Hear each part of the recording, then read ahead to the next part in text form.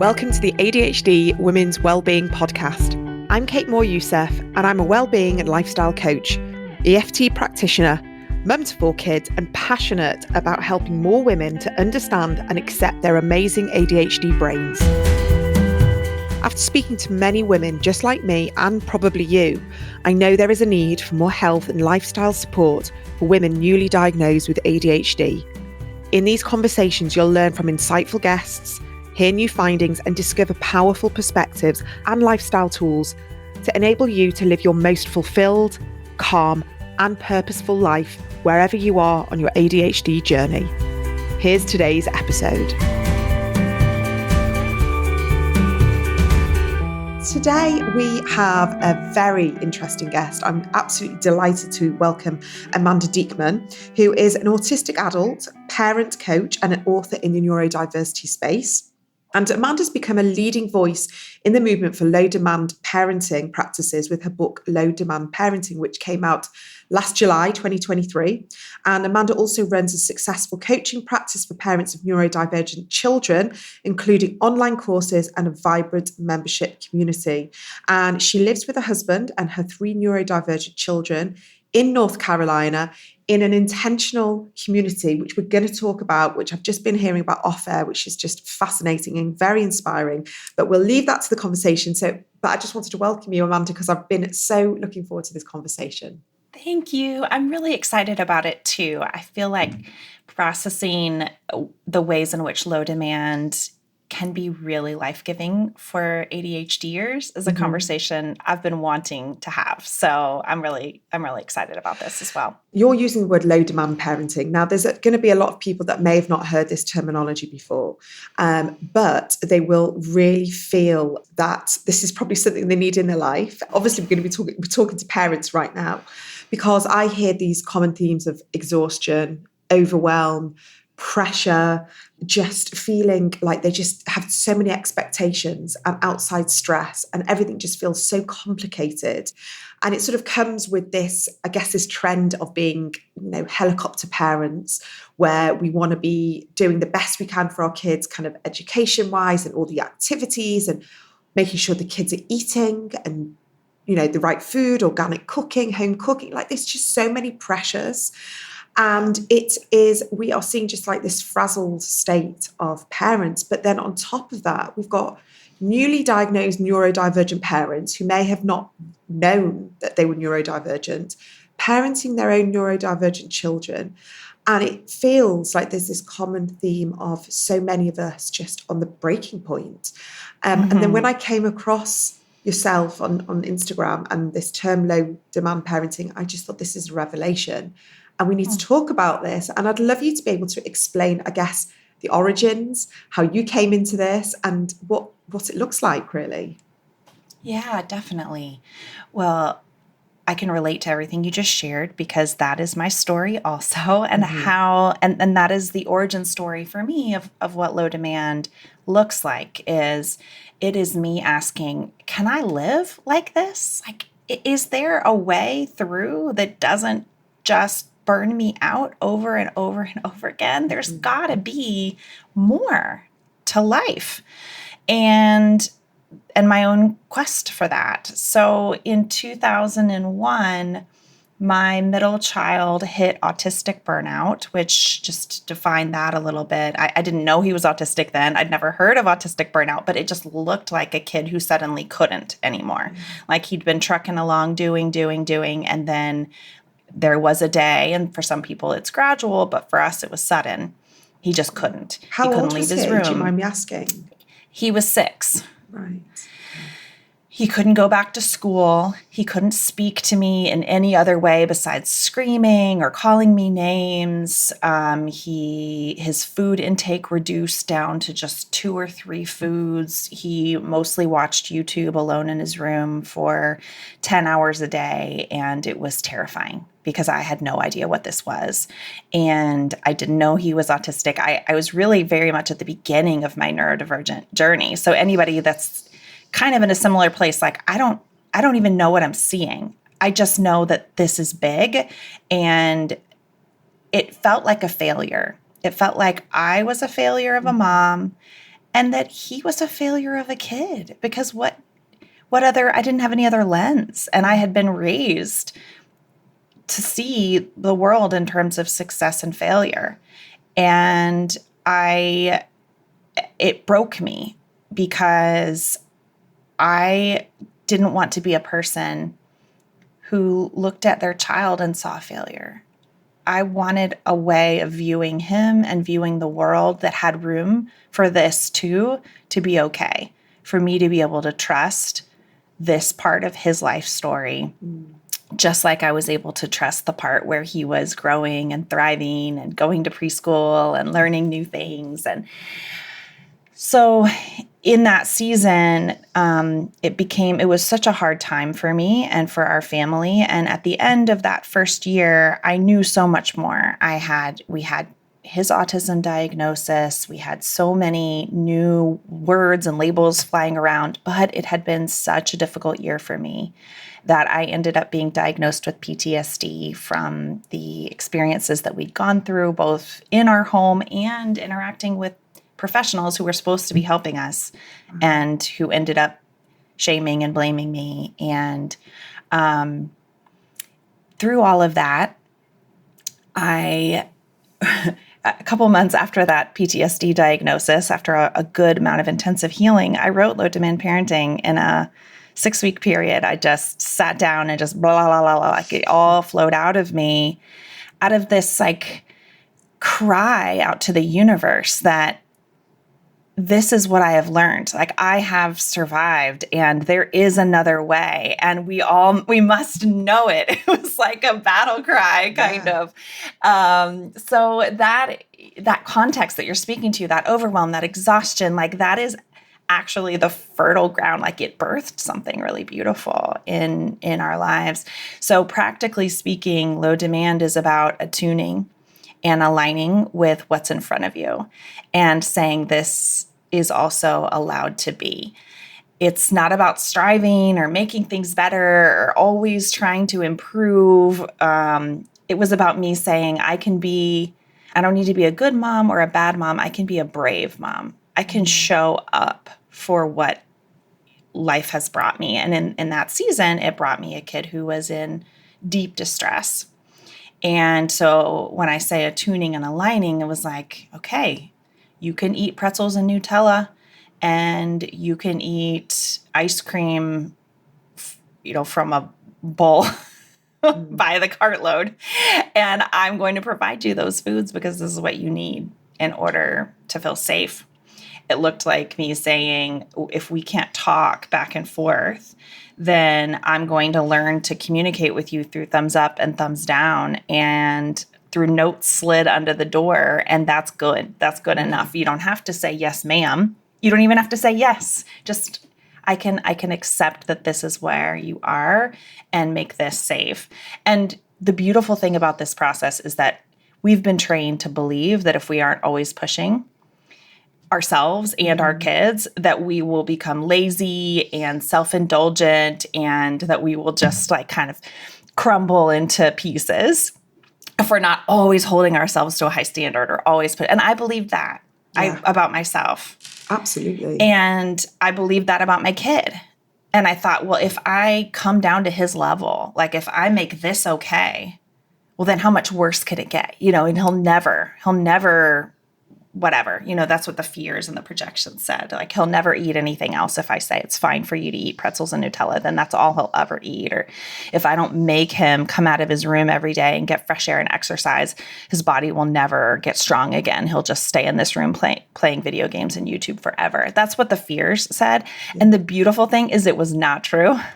Not in any way true. That safety and affirmation and support is what we need in order to grow. And that when we drop those high standards for our kids, it bounces back for us, and we have a chance to heal all of those stories that we've told ourselves about, like, well, if I don't push all the time, then I'll be lazy and I'll be a mess, and it'll just be, everything will fall apart.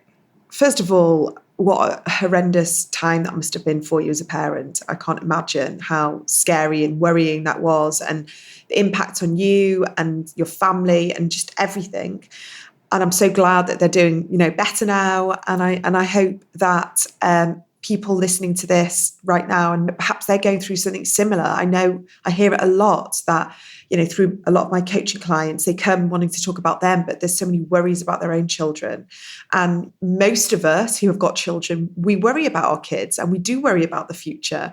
So let's strip this back, because I really want to be able to hopefully highlight to parents now that even if they want to bring in a little aspect of this lower demand parenting today, tomorrow, what would you say if someone has intrinsically invested their energy into parenting, being good parents, especially if we've not been parented the way we wanted to be parented?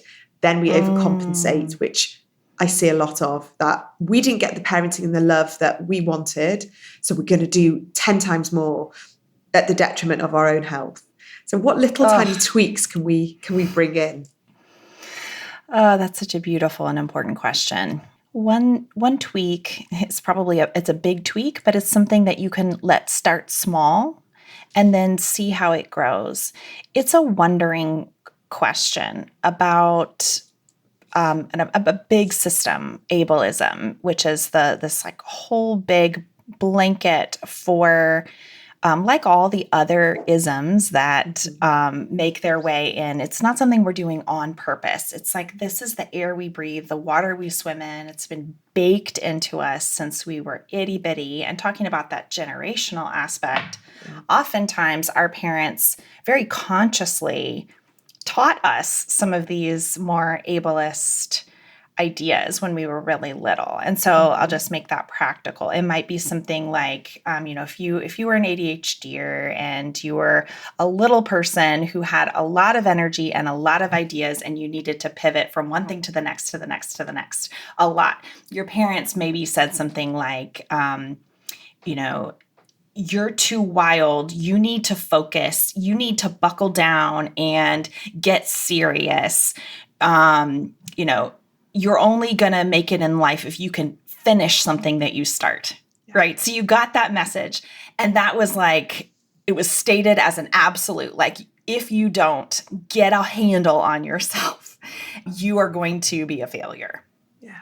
That is an ableist view about your brain. That is a view, because ableism is this idea that there's one right and best way to be a human, and that all of us will succeed or fail to the degree that we can approximate that. So the closer we get to the good and right and best way to be a human, the more successful we'll be. And the further away we are, the more we're going to fail. Like, that's the idea.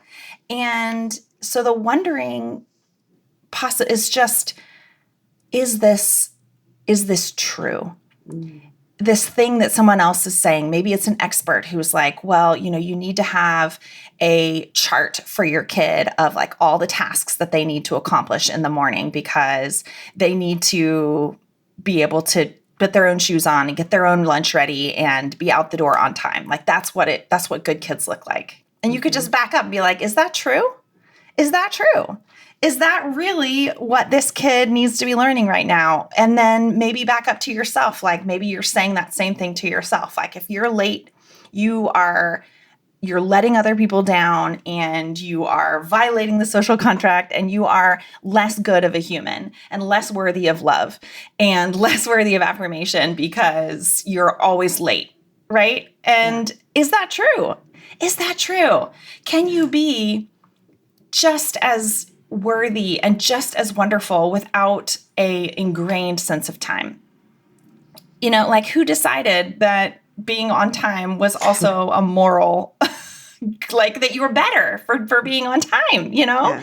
So that's one thing, is like, find your little, maybe it's like a teenager part of you that like wants to sort of step back and cross their arms and be like, yeah, but who says? Yeah.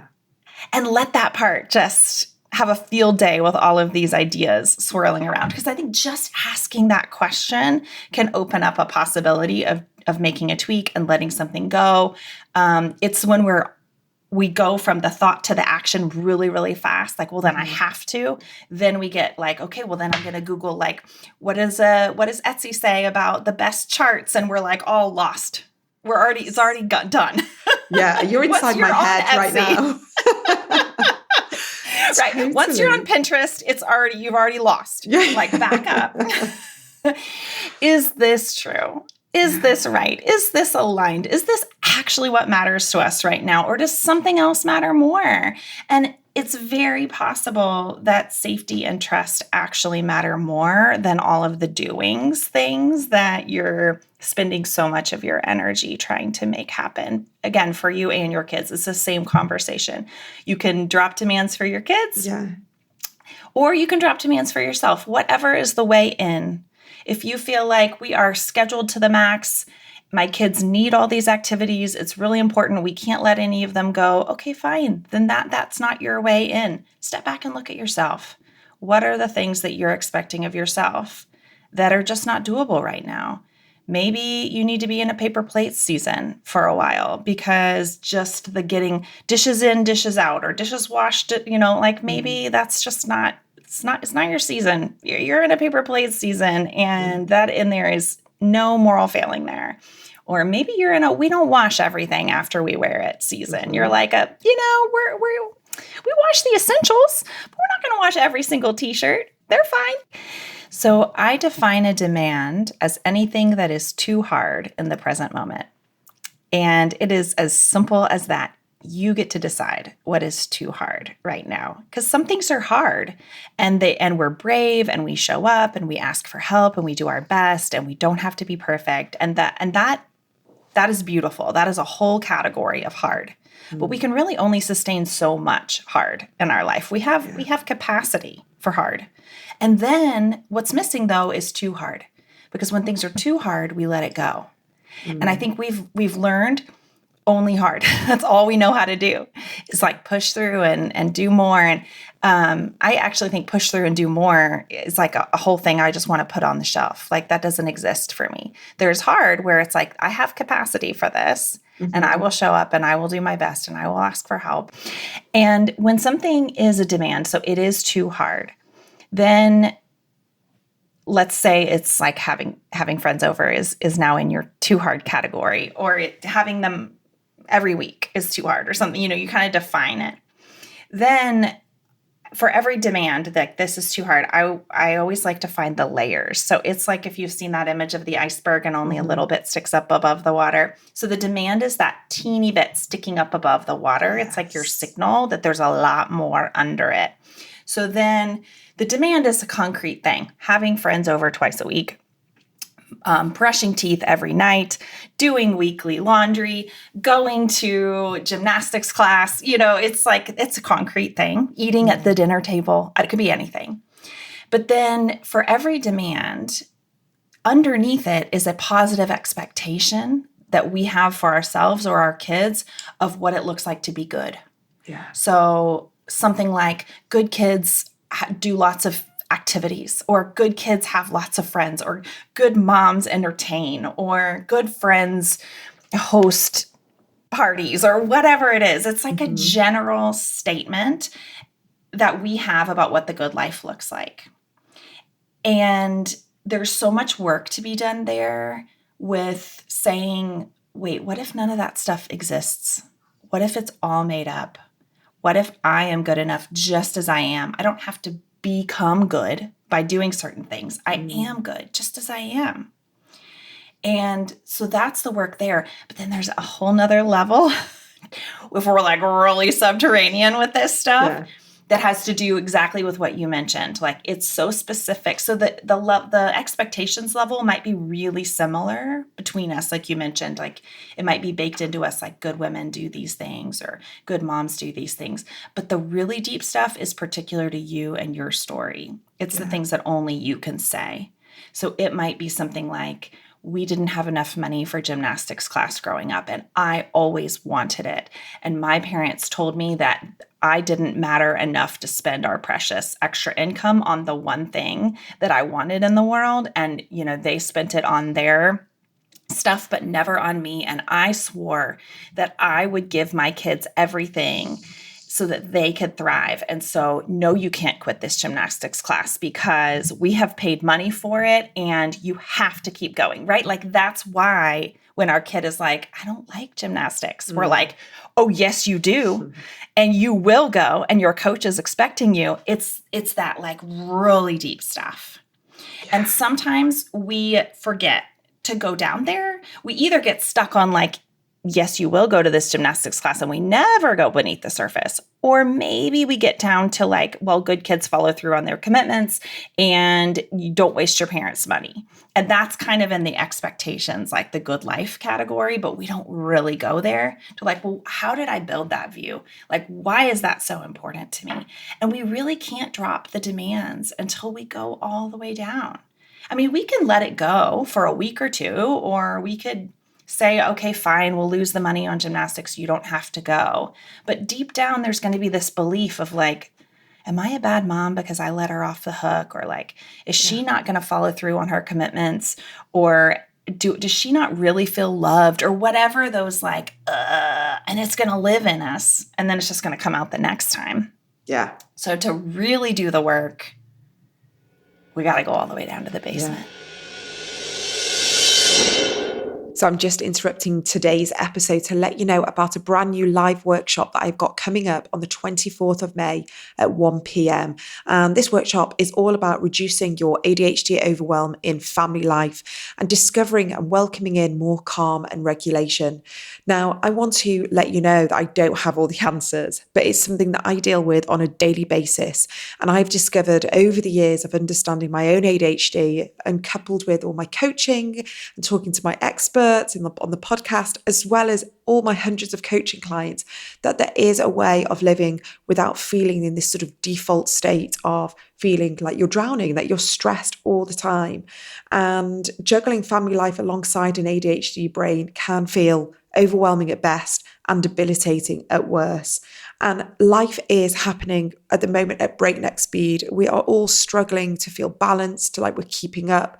And so I wanted to share with you 6 steps that I know have worked for me and 6 steps that I often talk about to many of my private coaching clients. So I wanted to share this in a group live workshop. So if this is something that you are dealing with right now and you would love some more support, some new ideas, different perspectives, I would love it if you could join me. All the details are on today's show notes, but also on my website, which is adhdwomenswellbeing.co.uk. If you head to the show notes or my website, you'll find all the information, and it's in 1 hour. You'll learn some new ways of coping and feeling more resilient and looking at life differently and feeling like you don't have to be at the mercy of everything that's piling up on top of you, and that you do have control and choice over what you choose to bring into your family life. So I really look forward to seeing you there. It's the 24th of May, 1 o'clock, and it's all the details are on my website. Now back to today's episode. This word, burnout, that perhaps we were only hearing maybe from like a corporate sense 10 years ago. But I'm hearing it so much more in the female community with regards to parenting and juggling and just everything, and that we just can't give anymore. And we're prioritizing everyone else and our needs right at the bottom. And I want to bring that back to ableism as well. It's a conversation that I hear more about in the autism community than I do in the ADHD community. Okay. I feel like there is still among a lot of ADHDers this sense of like, well, I have this kind of brain, and so these things are hard for me. So I have to work extra hard so that I can still do all the things that are expected of me. And that's where executive functioning comes in, tools, hacks. It's all around like I've got to do all the things, but they're really hard. So I have to layer on all of this in order to meet. And I just want to ask the question, like, could you say, I have a kind of brain that makes these things impossible for me? And it's not aligned for me to do all the things. I don't need more hacks and more systems and more tools, I need to say, that's all for the birds. I'm not going to do it. I'm not going to play that game. It isn't made for me. It's made to burn me out. That's what will happen if I spend my lifetime trying to become something that my brain was never made for. And I'm opting out. I mean, I don't know what that looks like, but in my family, it means me being more honest with my kids about my own disabilities and saying, look, guys, I love you to the absolute moon and back. I will do whatever I can for you. And there are some things that are too hard for me, and we can't do them because they are too hard. Yeah. Same as I would if I had a physical disability and they were like, I really need to get into this building to get this class. But let's say, they only have stairs and there's no elevator. And I'm like, guys, I cannot get up there. We can't do that class because this building was not built for me.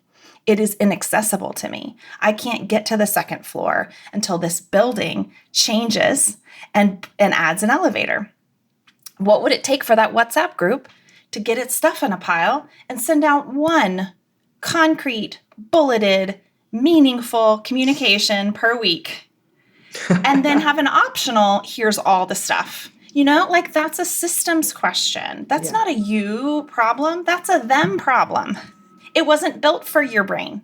You're never going to be able to manage all of that, no matter how hard you work, because it's going to burn you out.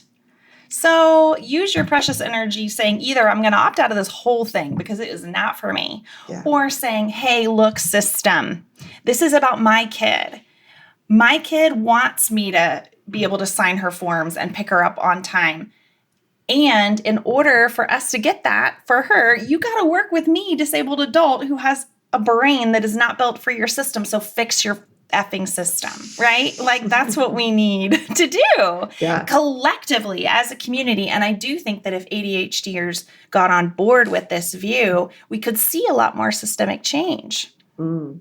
I wish it was that simple, because we're here, especially here in the UK, we are, we're really at the beginning stages of people even understanding neurodivergence, understanding what it looks like, and asking for accommodations at work, simple accommodations where there's still so much stigma and shame.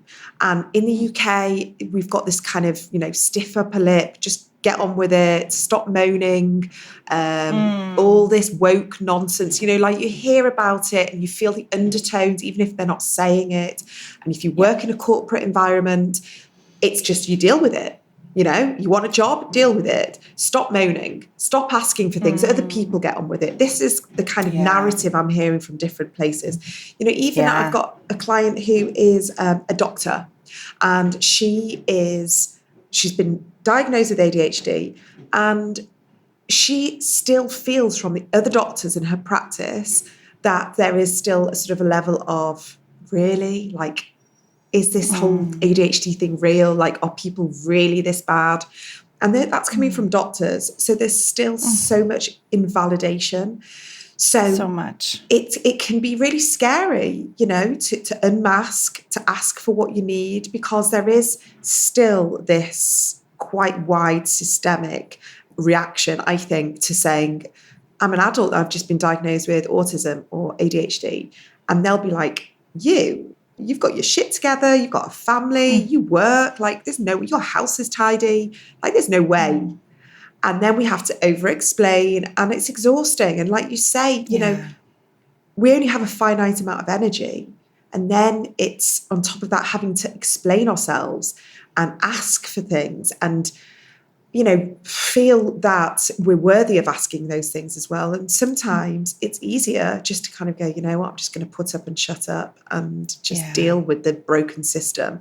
None of this is correct. None of this is right. And I hope that over time, the more we're having these conversations and the more people are just kind of going, I can accommodate that person. If that person is telling me that working in the office 5 days a week with all this background noise and artificial light is burning them out, let's see what happens if they work from home 3 days a week. And let's just, it's just about the open-mindedness and the curiosity that people are willing to, I hope, just lead with a bit more compassion and just say, okay, well, let's try these things out. But we also have to feel safe safe to go there.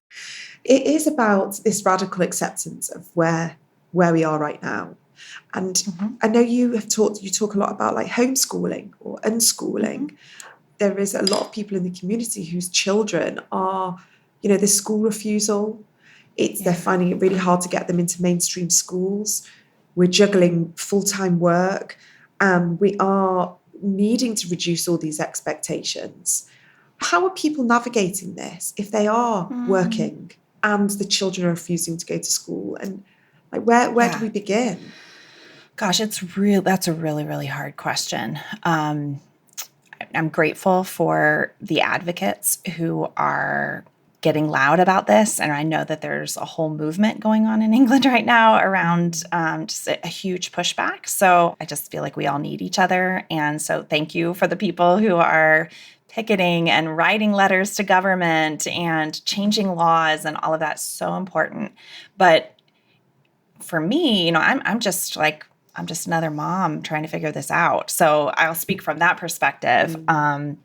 What it looks like for me is, again, it's about letting go the things that I have control over, that I'm able to drop, so that I have more emotional energy that I can put into figuring out how to make it work. So it is about identifying what is droppable and what isn't, what's a priority and what isn't. And I have like a little square for myself of like, with one column is, can I drop it and can I not? And then the vertical is, does this matter and does it not? And it just helps me in any given moment when I've got like 1,000 things swirling in my mind, is I just try to chart out where they fall. Because if it doesn't matter and it's droppable, like boom, easy peasy, let it go. Yeah, I love that. If it's not droppable and not doable, then I move into another process where I take those things and I break them down into as many itty bitty pieces as I can. Like I can't drop the whole thing around school, but what can I drop around school? And just trying to get as many pieces. Okay, I could drop that we always wear the right thing. Like maybe I could get a special dispensation around uniform, or maybe I can drop communication demands. Like maybe the teacher could email me instead of us talking at the door, because that's super overwhelming and I'm never going to remember what they tell me. Or, like what are the tiny things around school that we could let go of while I can't drop the whole thing. And then I also look at what is droppable, but it still matters to me. Because sometimes those things, then that's where we gotta go deep under the water. Like, well, why does this thing matter to me? Is there deep work that I could do to let go so that I can drop? Like I could let it go, but it hurts me. Like I don't want to. Is it because this really matters for my thriving, or is it because I'm scared of what would happen if I let it go? So it's like different work is needed depending on where it falls in those quadrants. Yeah, that's really helpful. Getting clear on that so that we don't need to do the deep work around some of the stuff and other stuff we do. The other thing that I think is important about unschooling and this whole process is a big piece we can drop is the time that it takes. I think we're often in a hurry to figure this stuff out. And that makes a lot of sense because we've got to figure out what to do about work. We've got to tell school, we got to figure it out. We got to figure it out. And the reality is that it takes a long time and that it's always shifting.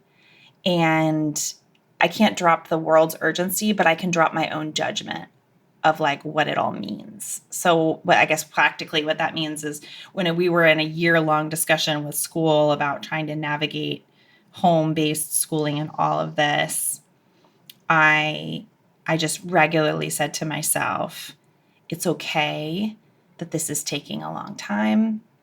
It doesn't mean I'm a failure. We have time to figure it out. My kid is okay. Just kind of like narrating things being slow as not necessarily bad. And same thing with the deschooling process. Like once we did come out of school but we still couldn't really do much of anything because we were so exhausted from the whole journey of trying to be in school. It took us like a whole nother year just to like figure out what it meant to be in the same home all the time, and for me to figure out how to do my work around my kids' needs and different childcare arrangements. It just took a long time. Wow. So I'd say now we're in year 3 and I'm finally figuring out, okay, how do I do a 3/4 time job while I homeschool my 3 kids, while my husband has a full-time job? Like, it just has taken us a while to figure it all out. I mean, and that sounds such a big change and a lot of work. And I know you sort of talk about the low demand parenting, but that's really hard as well, to know that you've got 3 kids at home and you're homeschooling them, and that pressure on you to be the educator.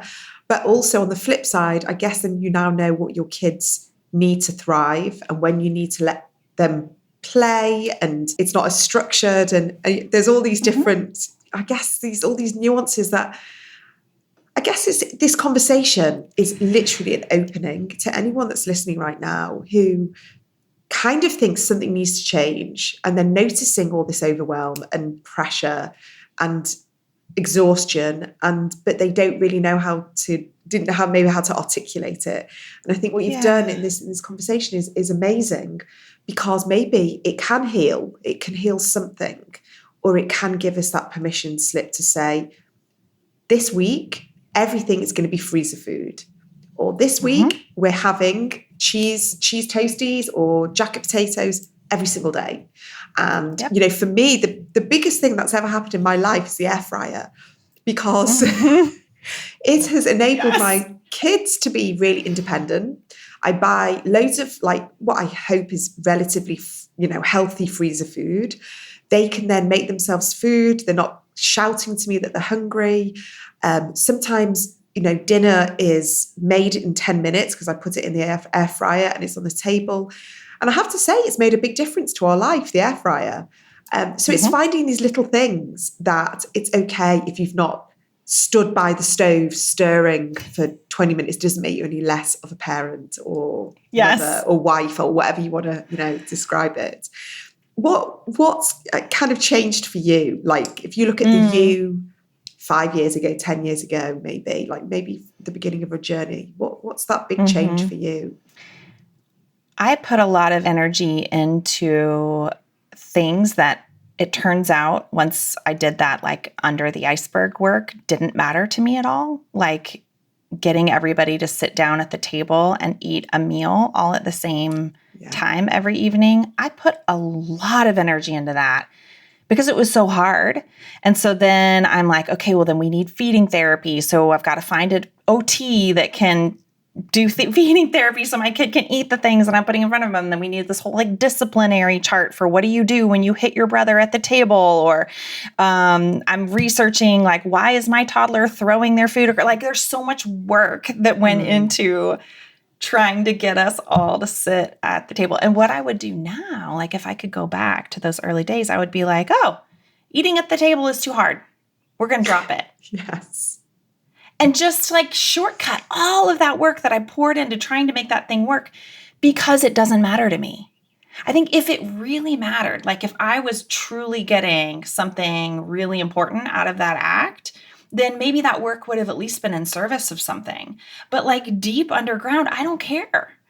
I put so much work into something I do not care about. But I never even asked if I cared, because it was like I should care. Because like this should matter. Or if people found out that we don't do family meals, like X, Y, or Z bad thing might happen. It was like all fear and projection and trying to be somebody I'm not. And then what I discovered in letting that go is that what family meals were all about was about connection and trust and having shared family rituals around those things so that we knew that moments of connection and trust would happen on a regular basis. And like for us, that's around play. We wrestle, or we play charades, or we swing in the yard and stim together. We have all these like little stim games that we play as they're swinging, where like one kid makes a sound and then we echo the sound, or we like rhyme words, or just like things that make us feel happy. Whereas trying to sit at the table and have a back and forth question and answer conversation, I mean, we tried so hard at that stuff. none of us like it. Like, none of us like to be asked questions. So why we had these like little games where you would pull a card and then everybody would have to go around and answer it just to try to learn neurotypical communication. And again, if I could just go back, I would be like, dear heart, you don't like asking or answering questions. And yet you have now spent months making these rituals that you don't even like. So yeah, I think I would say one of the biggest things is discovering my own quirky, weirdo humanity, is like discovering who I am underneath all of the trying to be somebody I'm not, which is the unmasking, but that happens like on a deep level and at home.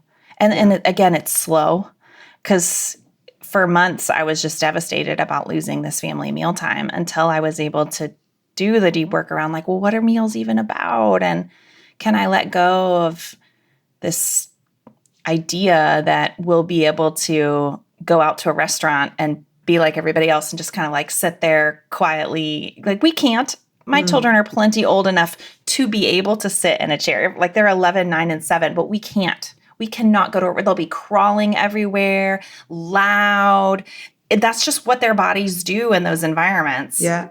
Again, like, they're not built for us because they're always really noisy and there's so much going on visually, all that stuff. So yeah, giving myself a lot of permission to be who I am, which then ripples outward to be able to give my kids permission to be who they are, and figuring out what does a good life look like for us. That's not about approximating everybody else's thing, but just being like very wild and free and being ourselves.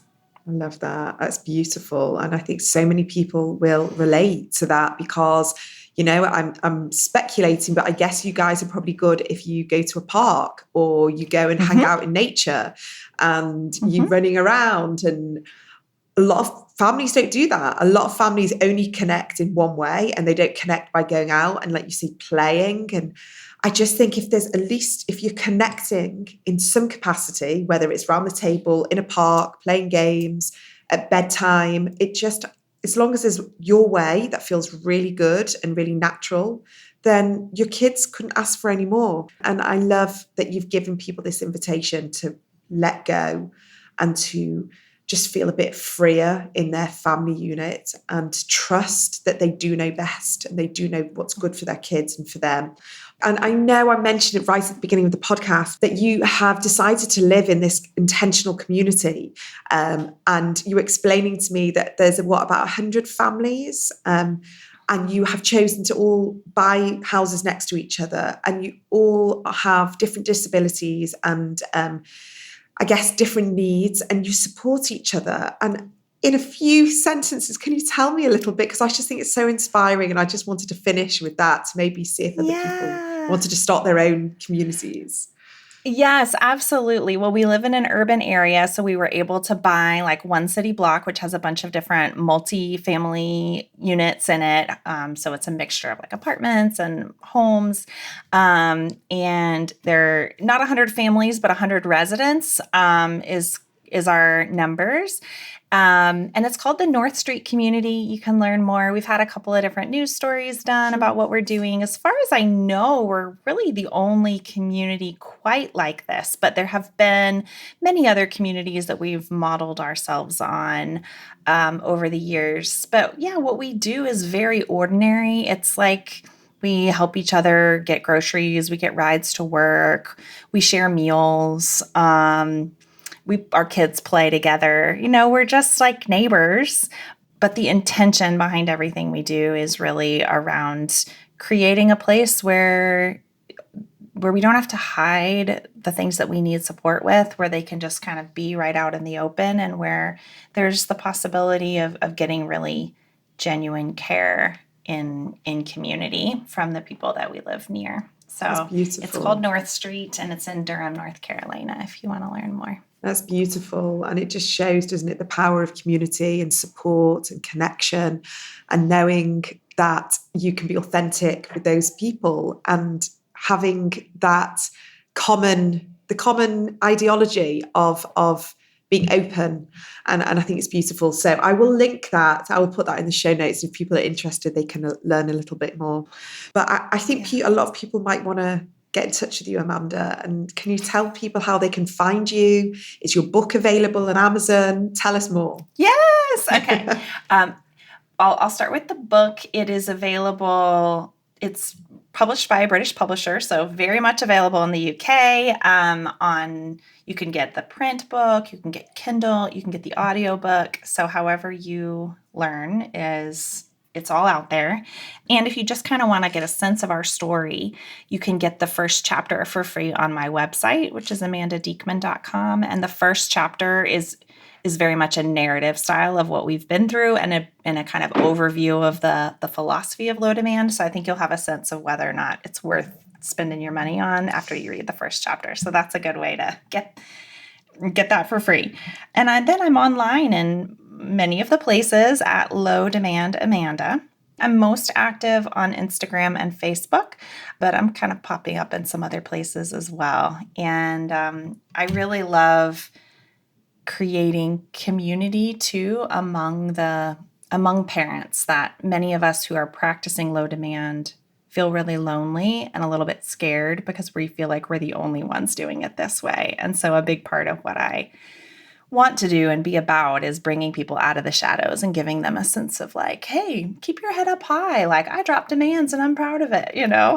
So that's part of the permission slip too. Is like, you don't have to hide it, make it like this sort of secretive, shameful thing. Like, I don't make my kids change their clothes every day. Like, no, be like, I don't make my kids change their clothes every day. Celebrate it. Yes. So we do a lot of celebrations on social media where people can share the things that they're dropping and the whole community can cheer for them. And, it's anonymous, but it still feels really good to know that you're not the only one. Amanda, thank you so much. Really appreciate your insights and all of your wisdom. And I really hope to speak to you again. Thank you so much. This was really fun.